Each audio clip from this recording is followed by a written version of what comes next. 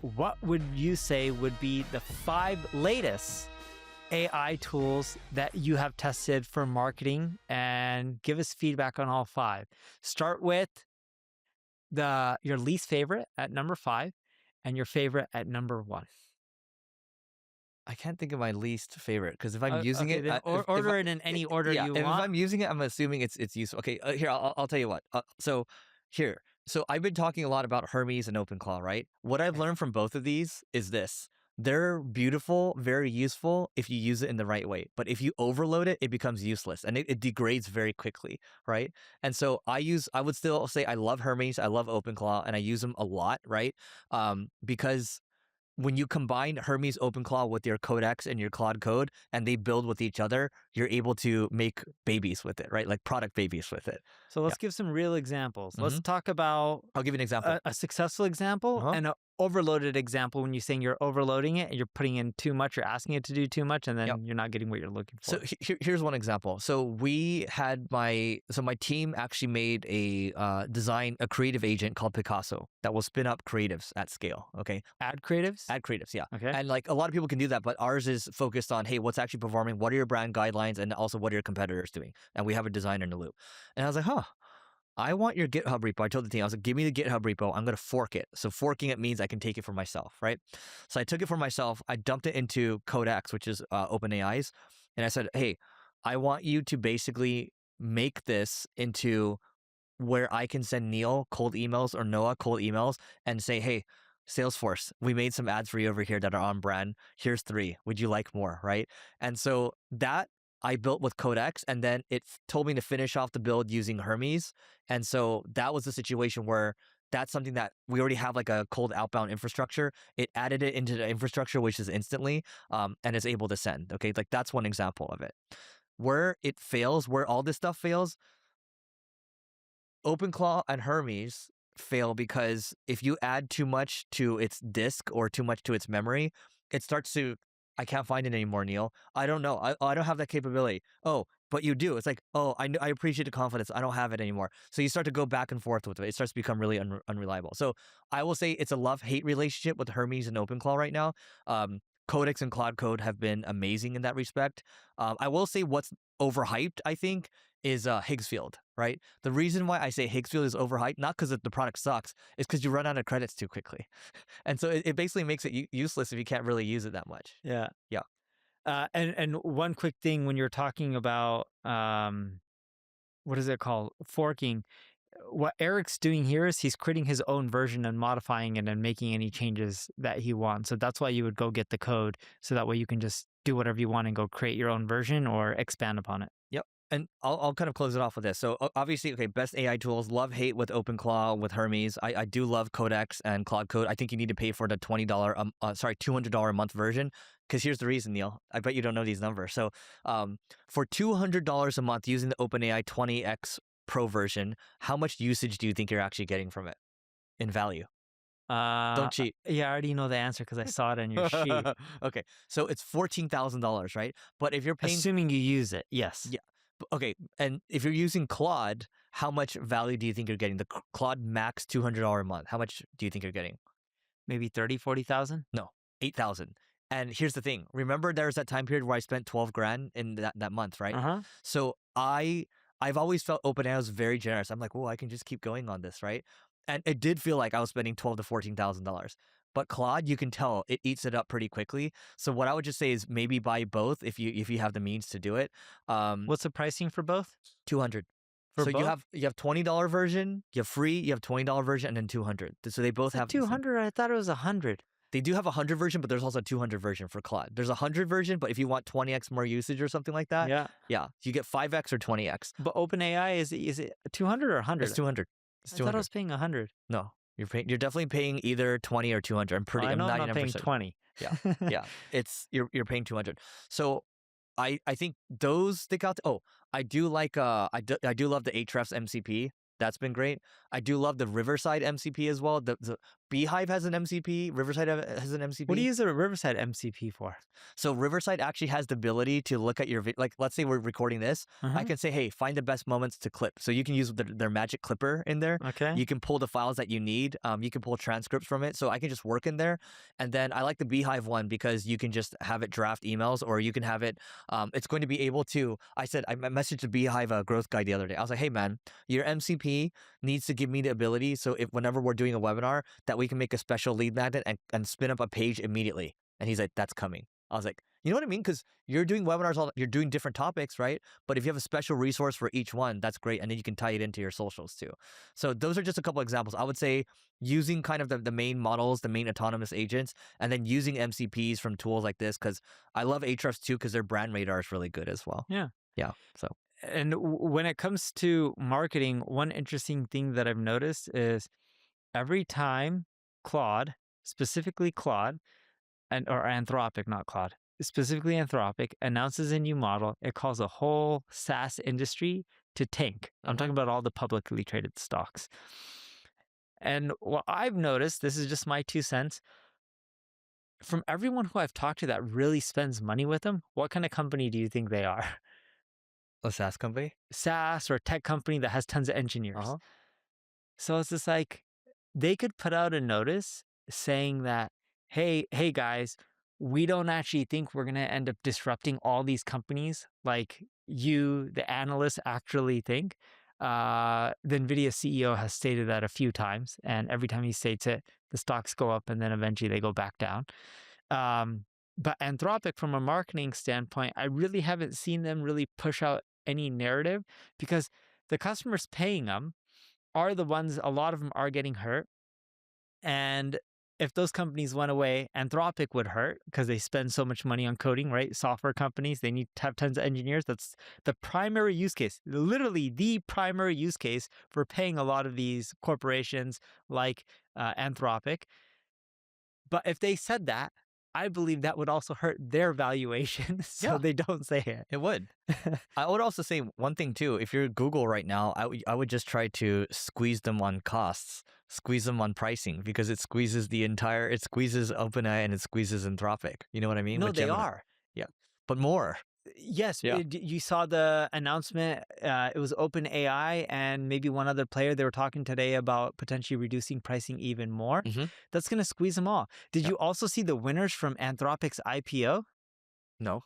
From Anthropic IPO, there's a really cool chart. Are you in on any of these with these funds that you're in? No comment. So, Anthropic, no. Yeah.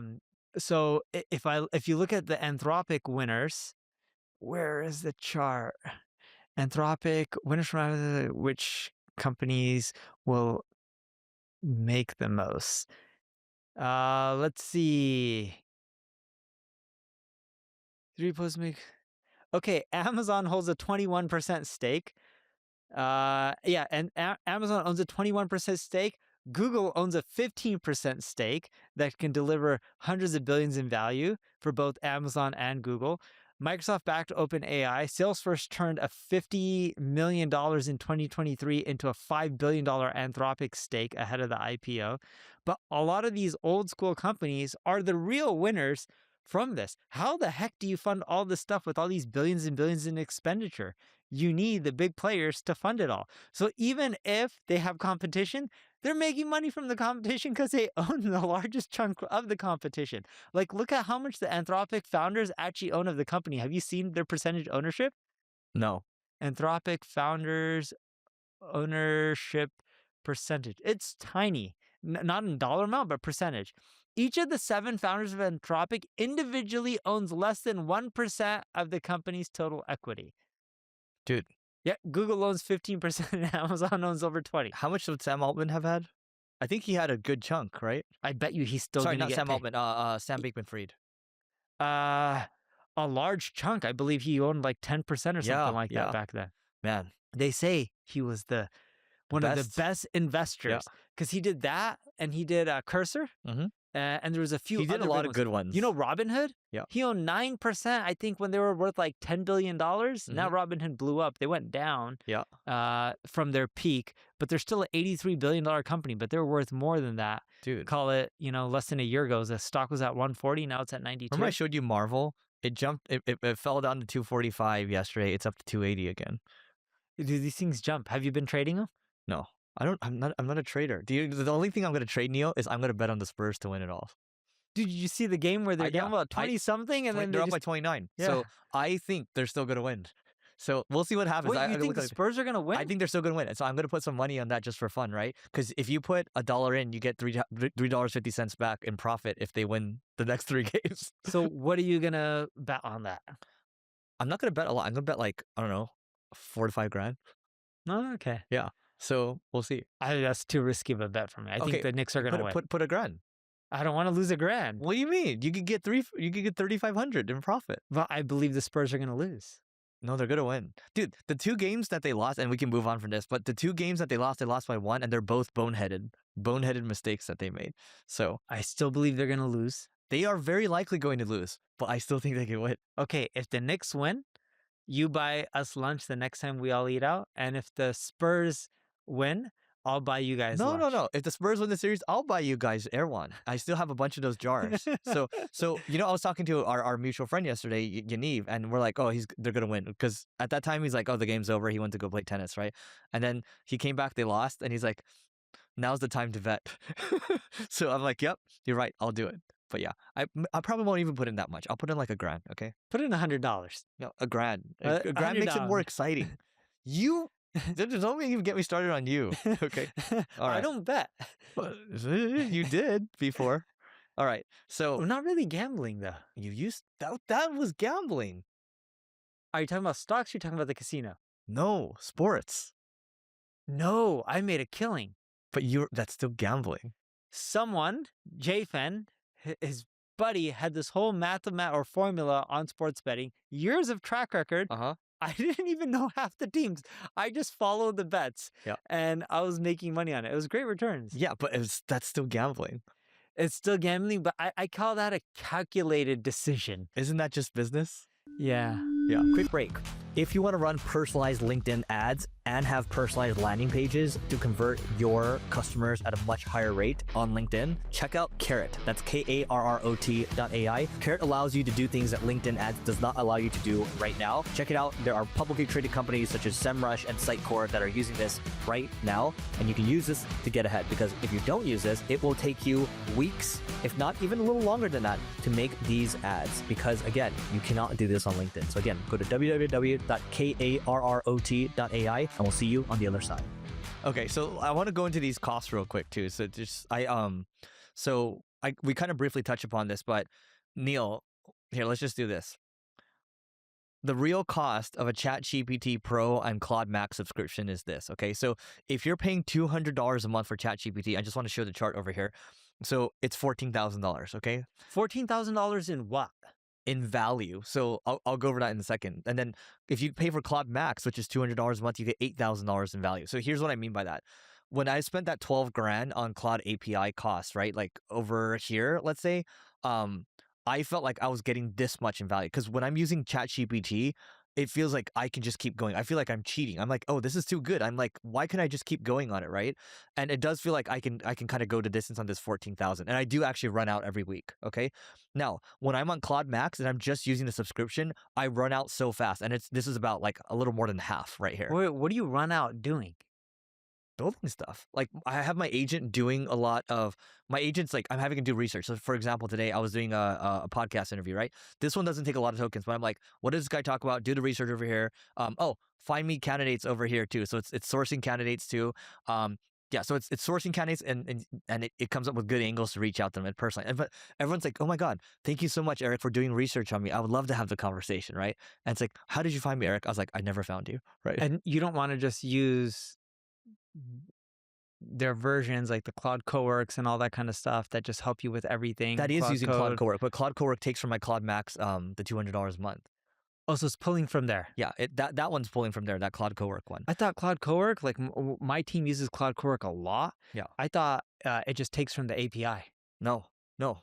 So it takes it from their $200 account. Yeah, and just so you know, like the way I have it set up for my team is sure they have their subscription, but then there's overages, and you can start to see who's using on overages too.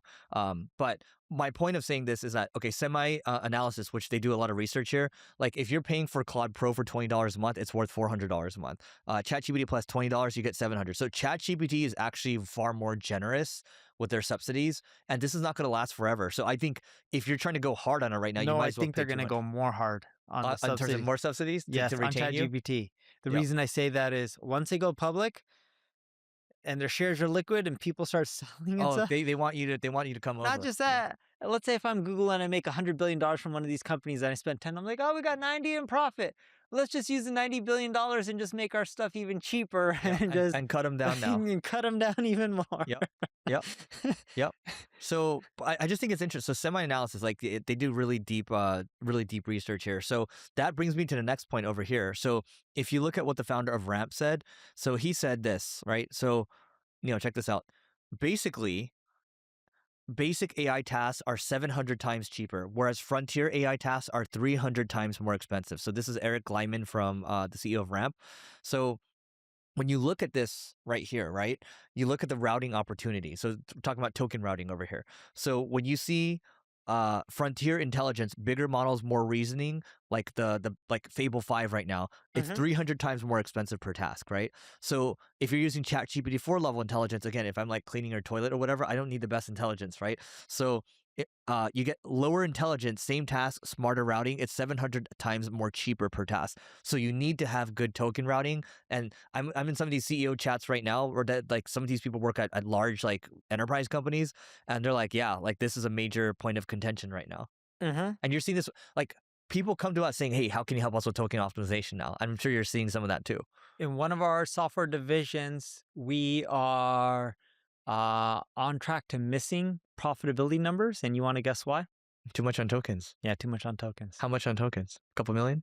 That's overage? Yeah.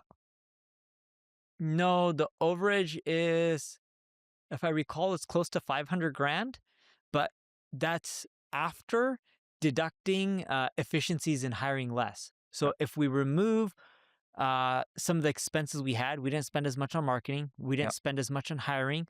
Some people got terminated, some people churned.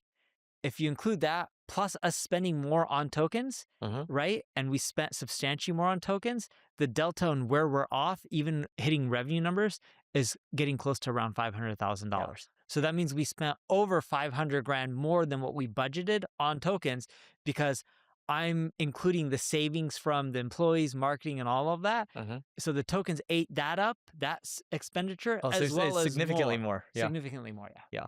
So anyway, Which is becoming a big problem in a lot of companies. And it's just like, no, dude, give me something that's 90% there that's like 1/10 the cost. I'm okay if it takes a little bit longer. and so someone on your team, I'm sure, is already figuring out, buying local infrastructure and then the open routing and all that stuff. So I started seeing bills for computers with heavy RAM and all this kind of That's stuff. great. And I was like, all right. are you buying the Dell ones? I like everything comes back. I'm like, man, I haven't bought an NVIDIA thing for a long time or a Dell thing, but those companies are back. Like the Dell ones, like huge now. They have a ton of memory. You see their stock boom. Yeah. Because of the server division. Yeah, and we're dummies for computing. not buying. Like I saw it coming. Like all these things, all that list of stocks I sent you, I was looking at them for months. Yes, and Dell from that perspective is more, I would call, corporate friendly from a computer and server standpoint than Apple. Because everyone's talking about Apple and, they're all sold out of high RAM computers. Yeah. It's easier to just go to Dell to get those. Dude, Apple gypped me. I bought a new monitor and then the camera's all broken now, and I'm past the return period, so I don't even know what to do. So You didn't notice right when you got it? I didn't turn that camera on for weeks. Yeah. So anyway, I want to talk about something, So I want to talk about the difference between selling AI services right now versus marketing services, because I'll jump in on the marketing services calls, and I'll also jump in on the AI services one, because we're pushing the single brain stuff forward and all these pilots. So what I've noticed, Neil, on these AI services calls is it's collaboration. It's like when you talk about building this brain, you talk about building these AI things for the clients. They're like, it's always like, what else can you do? Can we do this? Can we do this? Can we do this? Now, when I look at the agency side, it's like, oh, it's much more of like we know how your business model works. There's a bunch of different agencies we're talking to. You're like a vendor, right? And when you move into kind of the client relationship, it's like, what have you done for me recently, right? And then with agency, I hate to say this, you could disagree with me here, but the problem is people have to kind of get on all these calls with agencies all the time because they feel like they might have to push the agency. And I'm saying for most agencies, maybe Yeah. not for yours, right? And so you're a little bit of like, they have to, they've not that they want to get on calls with you, but they feel like that might need to happen sometimes, right? Yep. And I'm not saying that is for most cases, but that does happen, right? Now, again, when we do these pilots on the AI services side, once we show them the light, it's like, oh, well, can you do like 5 more things over here? Every single week, it's can you do more? Can you do more? Can you do more? And I'm like, well, if that keeps happening, then might as well just focus on hiring more engineers and just more AI build people. Because on one side, things are moving so quickly and the market's pulling. And on the other side, the market's still definitely pulling, but it's not as engaged as the other. And then one more thing I'll say about marketing services. We do have legacy clients where they don't want you to use AI, right? Because they don't understand it too, right? They don't want you to use AI. They want to get on calls with you all the time, and that maybe because they're more old school. The new clients that are buying AI services, they don't want the calls all the time. They only want to talk about collaboration, and they only want to talk about new ideas, and they're down to test a lot more. So it's just interesting to kind of see both right now because I'm like jumping in, between the two. So Well, I think with more of your single brain division or company, because it's something new, not just for you, but a new concept for companies, they're much more collaborative because they they've never done it before, and they're curious on your thoughts, and then they're giving you their feedback. But on the agency end, most of the companies you deal with have hired agencies and worked with them in the past for many, many, many years, some mhm. even well over 10 plus years. They already know what they want, what they're looking for, and they're just very direct. You know what's funny? I've gotten on some of these calls with some of these. I was on a call with like a founder this week, and he had founded 2 companies that work with single grain right now. So I just happened to get on that call because I thought he had a really interesting product. Because I have an allergy to mosquitoes, right? So Uh-huh. he founded a new mosquito product that's super like. So I want to get on the call to learn more about the product, right? And he's like, you know what, Eric? I really hate agencies, right? I really, and then he had 2 people standing behind him. He's like, we hate agencies too. I'm like, oh, interesting. Why? It's because of the reasons we talked about, right? Like because they've had so many jaded experiences with Uh-huh. agencies. So, Well, let's go back to the mosquito thing. What was the solution? Was it another oh, heat pen? it's no, the heating pen's actually not good for you.